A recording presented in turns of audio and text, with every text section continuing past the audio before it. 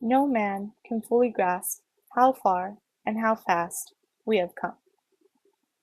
But condense, if you will, the 50,000 years of man's recorded history in a time span but half a century. Stated in these terms, we know very little about the first 40 years, except at the end of them, advanced man had learned to use the skins of animals to cover them.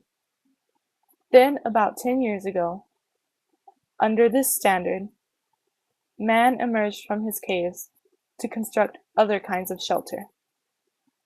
Only 5 years ago, man learned to write and use a cart with wheels.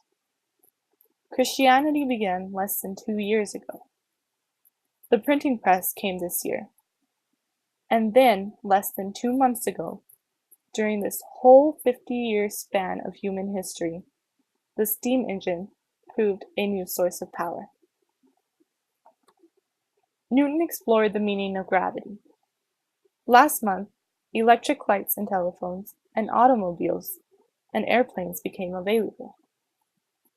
Only last week did we develop penicillin and television and nuclear power.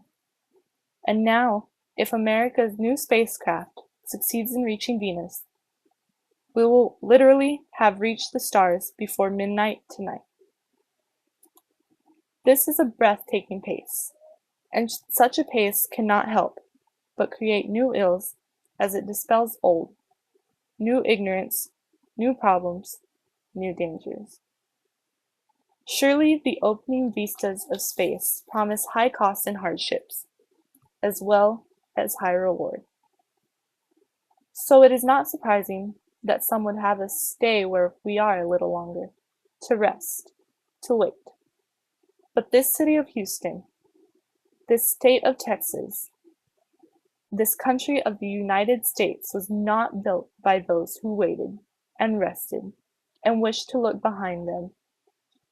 This country was conquered by those who moved forward, and so will space.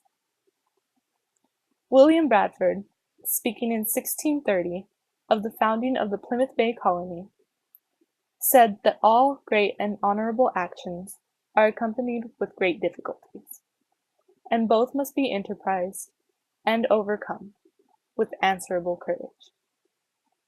If this capsule of history of our progress teaches us anything, it is that man, in his conquest for knowledge and progress, is determined and cannot be deterred. The exploration of space will go ahead, whether we join in it or not, and it is one of the great adventures of all time.